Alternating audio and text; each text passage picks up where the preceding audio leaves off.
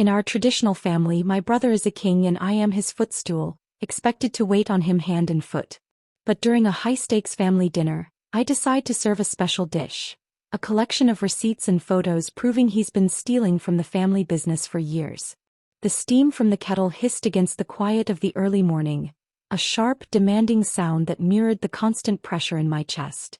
It was 5:30 a.m. and while the rest of the neighborhood slept, I was already knee-deep in the silent choreography of my brother's existence.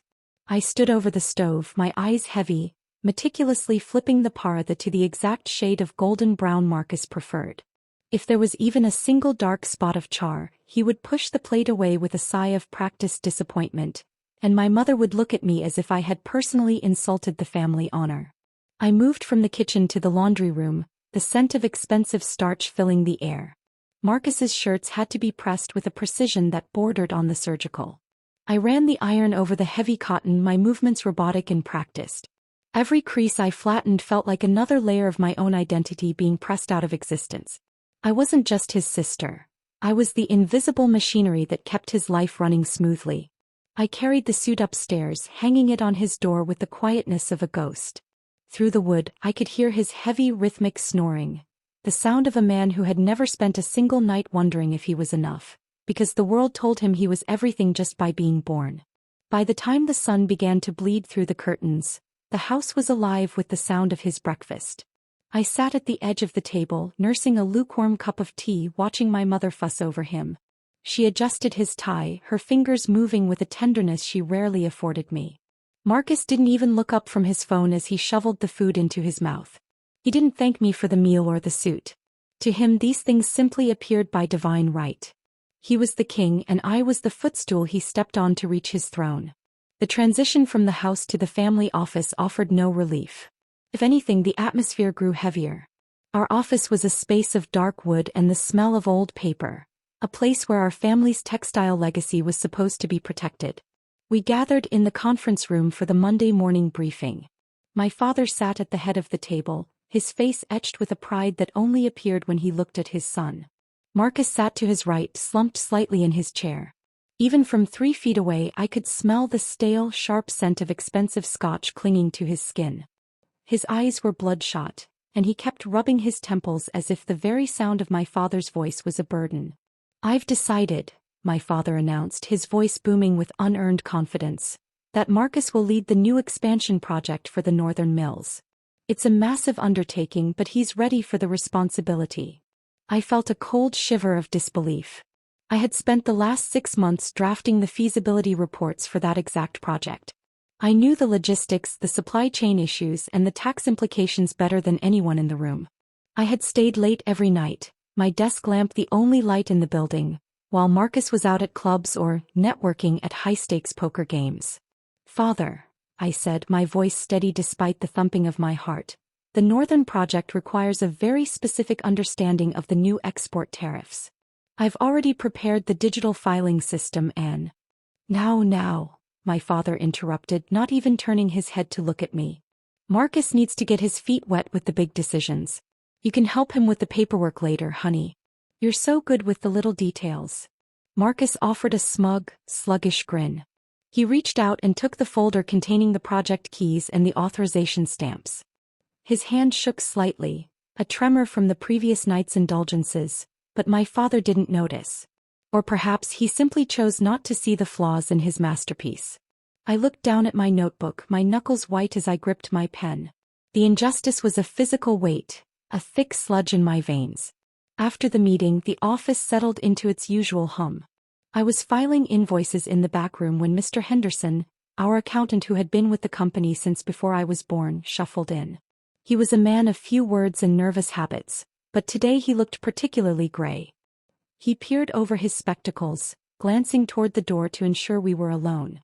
"I've been going over the shipping manifests for the last quarter," he whispered, his voice trembling. "The numbers for the silk imports, they don't align with the payments sent to the vendors. There's a gap. A significant one." I felt a jolt of adrenaline. "How big of a gap, Mr. Henderson?" "Nearly 40,000, he breathed, sliding a ledger page toward me. "And the authorization signatures for these specific payments. They all belong to Marcus." I tried to bring it up to your father, but he told me I was likely miscalculating the currency conversion. I stared at the numbers. They didn't lie. Marcus wasn't just being lazy, he was being reckless. He was treating the company accounts like his personal piggy bank. This wasn't just a mistake. It was a betrayal of every weaver and floor worker who relied on us for their livelihood. My mind began to race, connecting the dots between his new designer shoes and the missing silk funds. The afternoon brought another confrontation. I was in my small, cramped workspace, hardly more than a converted closet, when Marcus sauntered in. He didn't knock. He dropped a thick stack of papers on my desk, nearly knocking over my tea.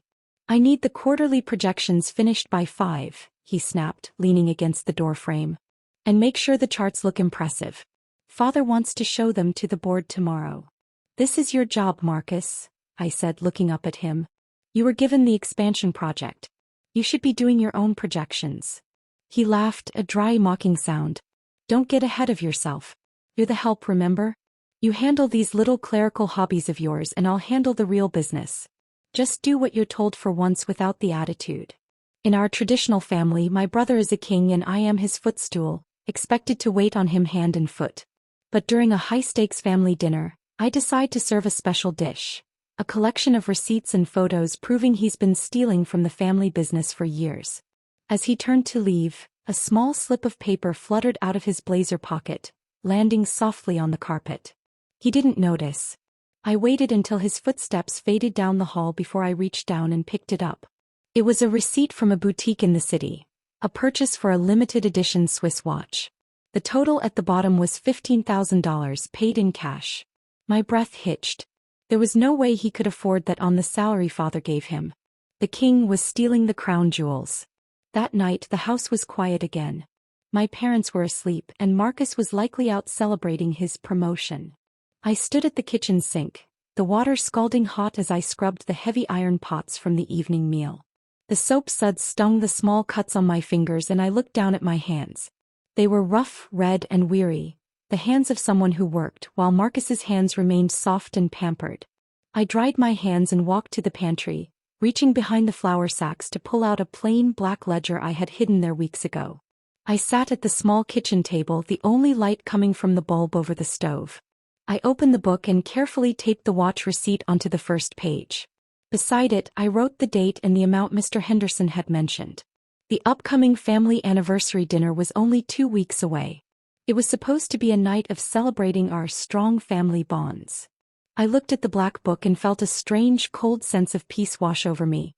For years, I had played the part of the dutiful daughter and the silent servant. I had let them believe I was content with the crumbs. But as I closed the ledger, I made a silent vow to the empty kitchen. I wasn't just going to clear my name or prove my worth. I was going to dismantle the throne they had built for him, piece by piece. The golden child was about to find out exactly how much his debt to this family truly cost. The silence of the house at 2 a.m. was heavy, a thick blanket of shadows that seemed to watch my every move. My heart hammered against my ribs like a trapped bird as I crept down the hallway, my bare feet pressing into the cold hardwood to avoid any potential creaks. In my hand, I gripped the small brass key I had pulled from the pocket of my mother's spare apron earlier that evening. It felt like a hot coal against my palm, a symbol of the trust one was about to violate to find the truth. I reached Marcus's office door, the dark mahogany looming before me like a sentinel. My breath hitched as I slid the key into the lock. It turned with a soft, metallic click that sounded like a gunshot in the dead of the night. I slipped inside and closed the door behind me, leaning against it for a moment to catch my breath. The room smelled of expensive cigars and the lingering scent of the sandalwood cologne Marcus favored. I didn't dare turn on the overhead lights. Instead, I used the small, focused beam of my phone's flashlight. I bypassed his desk. I knew he was too arrogant to keep anything incriminating in the top drawer. My eyes landed on his bookshelf, specifically a vintage leather-bound Leica camera case that sat among his trophies. It looked like a mere decoration, but something about the way it sat slightly crooked bothered me. I picked it up, feeling a strange weight shift inside. The bottom didn't snap shut, it unscrewed. Inside, tucked beneath a layer of black felt, was a stack of folded bank statements from a private offshore account. My hands shook as I scanned the figures. There were dozens of transfers, all timed perfectly with the irregularities Mr. Henderson had mentioned. This wasn't just skimming. This was a systematic draining of our family's lifeblood. The next morning the sun felt too bright, a harsh contrast to the darkness of my discoveries. I kept my face a mask of calm as I loaded the grocery list into the car, telling my mother I needed to visit the wholesale market for some specific spices for the anniversary dinner. In reality, I was following a lead. I drove to the industrial district, a place of rusted corrugated iron and the constant roar of heavy machinery. I parked 3 blocks away from a nondescript warehouse owned by the Sterling Group, our family's fiercest rival in the textile trade. I ducked behind a stack of wooden pallets, the smell of diesel and damp earth filling my lungs. 10 minutes later, Marcus's silver sedan pulled into the lot. He stepped out looking polished and out of place in the grimy surroundings. A man in a dark suit met him by the loading dock. They didn't exchange many words, but I saw Marcus hand over a thick manila envelope. In return, the man handed him a smaller weighted packet. My blood ran cold. He wasn't just stealing money, he was handing over our proprietary weaving patterns and client lists. I pulled out my phone, my fingers trembling as I snapped a burst of photos. The betrayal was no longer just financial. It was existential. He was selling the very soul of the business our grandfather had built with his bare hands. When I returned home, the house felt like a cage. I found Maria, our housekeeper, in the laundry room, her head bowed as she folded linens. She had been with us since I was a child, a steady, silent presence who knew the rhythm of our lives better than we did. When she looked up, her eyes were red-rimmed. "Maria, what's wrong?" I asked softly, setting the grocery bags down. She looked toward the door, her voice dropping to a jagged whisper. "I saw him, Mississippi. 2 nights ago. I came back because I forgot my umbrella and the study door was open. Master Marcus. He was at your mother's wall safe. He took the emerald set. The one her grandmother gave her." She began to cry, the tears tracing deep lines in her weathered face. "He saw me and he told me if I said a word he would tell your father I was the one stealing. I've worked for this family for 20 years. I have nowhere else to go." I pulled her into a hug, feeling the frailty of her shoulders. The anger inside me, which had been a slow-burning ember, flared into a white-hot flame. It wasn't enough that he was ruining the business. He was preyed on the most vulnerable person in our home and stripping our mother of her most cherished memories. "Don't worry, Maria," I whispered into her hair. "He won't be able to hurt you much longer. I promise." Determined to finish the picture of his greed, I followed him one final time 2 days later. He told father he was attending a late-night seminar on sustainable fibers. I followed his tail lights to the neon-drenched entrance of the Grand Sapphire Casino. I waited in the shadows of the parking garage, watching him hand his keys to the valet with the air of a high roller. I slipped inside, blending into the crowd of tourists and gamblers. I found him at a high-stakes baccarat table in the VIP lounge. He looked different here, desperate, his eyes wide and frantic as he pushed a mountain of chips into the center. I moved to a nearby slot machine, using the reflection in the glass to position my camera. I caught the exact moment the dealer raked in his chips. Thousands of dollars of our company's emergency reserve funds vanishing in a single hand. He looked shattered for a second, then reached into his pocket for more cash. I had enough. I had the bank records, the warehouse handoff, Maria's witness, and now the gambling. The king was a hollow shell and his kingdom was built on sand. The night before the anniversary dinner, the kitchen became my war room. The house was quiet, the air thick with the scent of the marinating lamb and the floral arrangements my mother had spent all day perfecting. I sat at the island, but I wasn't chopping vegetables. I had a portable laminator and a stack of high-quality cardstock spread out before me. I had designed special anniversary menu cards, decorated with elegant gold filigree and a photo of our parents on their wedding day. They looked beautiful, professional, and completely innocent. But inside the heavy cardstock covers, I was meticulously tucking the evidence. Under the appetizers section of the first menu, I hid the blown-up photo of the warehouse meeting. Behind the main course page of another, I slid the casino receipts. Under the dessert section of my father's card, I placed the offshore bank statements and the photo of the missing emerald set. I moved with a cold, surgical precision. Every time my hand shook, I thought of Maria's tears and my father's blind pride. I thought of the years I had spent as a footstool, the invisible daughter who did the work while the son took the credit. I pressed the last menu into its cover, the adhesive sealing the secrets inside. These weren't just menus anymore. They were indictments. I stacked them neatly on the sideboard, ready to be placed on the table tomorrow evening. I looked at the pile, so small and elegant, yet heavy enough to crush the life we had known. Tomorrow, the truth would be the only thing served at our table, and for the first time in my life, I wasn't afraid of the fallout. I was the one holding the match and I was ready to watch the palace burn. The dining room was a sea of crystal and candlelight, a beautiful, polished lie.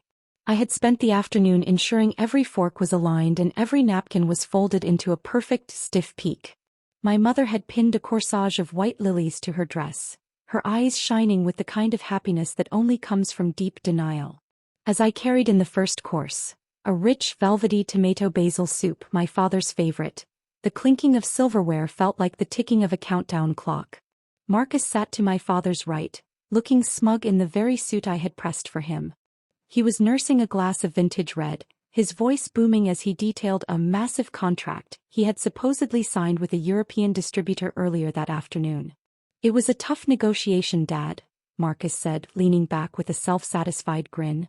"They wanted a lower price point, but I held the line. We're looking at a 30% increase in quarterly revenue. I think we should celebrate by looking into those new warehouse leases I mentioned." I placed the bowl in front of him, the steam rising between us. I looked him directly in the eyes, my hand steady, though my heart was pounding so hard I feared it might bruise my ribs. He didn't even notice the coldness in my gaze. He just waved a hand dismissively as if I were merely an extension of the serving tray. I moved to my father, who patted Marcus on the back with a pride so thick it was suffocating. I retreated to my seat, my own soup sitting untouched. The liquid was a vibrant orange, but to me it looked like a pool of warning. Every spoonful Marcus took was a mockery of the truth I held in my lap. I could feel the edges of the menu cards pressing against my thighs, a heavy hidden weight that was about to shatter this fragile piece. The room grew warmer as the soup course finished. My father stood up, his glass raised, his face flushed with genuine emotion. "To my son," he began, his voice thick. "The man who is ensuring our family name will live on for another 50 years. Marcus, you've shown the kind of leadership your grandfather would have admired. You are the future of this company, the golden heir we always knew you would be." To Marcus. My mother joined in the toast, her eyes misty. I raised my glass, but I didn't drink. I watched Marcus bask in the praise, his chest swelling as he accepted the adulation he had stolen from me, from Mr. Henderson, and from the legacy of the business itself. He looked like a king on a throne of smoke. I reached down and felt the texture of the laminated cards. The menus were ready. This was the point of no return. The toast to the traitor was the final piece of theater before the curtains were torn down. I felt a strange, icy calm settle over me. The fear was gone, replaced by a crystalline sense of purpose. "Before we move on to the main course," I said, my voice cutting through the laughter like a blade. The table went silent. My father looked at me, a flicker of annoyance crossing his face at the interruption. "Not now, dear," my mother whispered. "Let's finish the toast. I have a special surprise for the anniversary," I continued, standing up slowly. "I've prepared a commemorative menu for each of you. It outlines the special achievements of this past year. Some of them have been hidden quite well, but I felt tonight was the time for transparency." I walked around the table, placing a sealed, elegant envelope in front of each of them. I handed the first to my mother, the second to Marcus, whose grin finally began to falter, and the last to my father. "What is this?" Marcus asked, his voice losing its booming confidence. He tried to laugh it off, though he didn't reach for the envelope. "A little poem you wrote? Save it for dessert, sis." "No, Marcus," I said, returning to the head of the table. "This is the true cost of our family's success. It's time we settle the outstanding debts that have been draining this house from the inside out." My father was the first to break the seal. He pulled out the documents with a confused frown. As he looked at the first page, the offshore bank statements, his face went from confusion to a sickly, pale gray. He turned the page to find the photo of Marcus at the casino, surrounded by high-denomination chips. Then came the warehouse handoff photos. The silence in the room became a physical force, heavy and suffocating.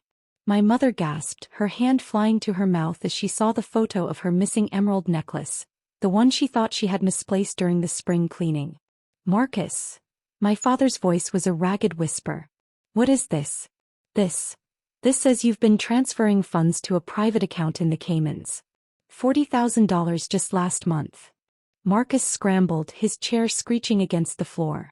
It's a lie. She's jealous, Dad. She fabricated these. She's always hated that I was the one you chose. She's trying to sabotage the expansion. Jealousy didn't take these photos, Marcus, I said, my voice low and unwavering. And jealousy didn't sell our proprietary weaving patterns to the Sterling Group. I have the digital logs of your logins to the secure server at 3 a.m. I have the statements from the casino's private ledger. And I have Maria's statement about the safe. Marcus turned on me, his face contorting into a mask of pure rage. You little snake. You've been spying on me? In this house. I was protecting this house, I countered, leaning forward. While you were selling it off brick by brick to pay for your gambling and your watches. You aren't the golden heir. You're the parasite. My father stood up, the paper trembling in his hands. He looked at the photo of the emeralds again, then at his son. The pride that had been there only minutes ago had evaporated, leaving behind a hollowed-out man. He looked at Marcus as if he were seeing a stranger. The jewelry, Marcus. Your mother's grandmother's pieces. Marcus began to stutter, his words tripping over each other. I was going to put it back. I just needed a temporary loan to cover a bad streak. I was going to double the money and... Get out, my father said. It wasn't a shout. It was a cold, dead command that carried more weight than any scream. Dad, listen to me. I said get out, my father roared, slamming his fist onto the table so hard the crystal rattled. You've stolen from the workers. You've stolen from your mother. You've sold our family to our enemies. You're no son of mine. Leave this house. Now. Marcus looked around the table, seeking a single ally. My mother was weeping into her napkin, unable to even look at him. He looked at me, his eyes full of a venomous hate, but beneath it I saw the flicker of genuine fear. He realized the footstool was gone and he was falling. He grabbed his jacket and stumbled out of the room, the front door slamming with a finality that echoed through the halls. The room fell into a profound, aching silence. My father slumped back into his chair, his head in his hands. The king was gone and the kingdom was in ruins. I stood up and walked to the sideboard, picking up the bottle of wine. I walked to the head of the table, the seat Marcus had vacated, and sat down. The main course is still in the kitchen, I said softly, my voice filled with a new, quiet authority. And tomorrow I'm going to call Mr. Henderson. We're going to start the audit to see exactly how much we can recover from the Sterling Group. I've already drafted the legal notice. My father looked up at me. For the first time in 30 years he really saw me. He saw the strength I had used to carry the family, the intelligence I had used to uncover the truth, and the loyalty I had maintained even when I was ignored. He reached out, his hand covering mine on the table. He didn't say thank you, not yet, but the way he held my hand told me the hierarchy of this house had changed forever. I wasn't the shadow anymore. I was the one holding the light, and I was finally exactly where I belonged. The anniversary dinner wasn't a celebration of the past. It was the birth of a new dynasty. And as I looked at my parents, I knew that while the wounds would take time to heal, the house was finally on solid ground. I wasn't a footstool. I was the foundation.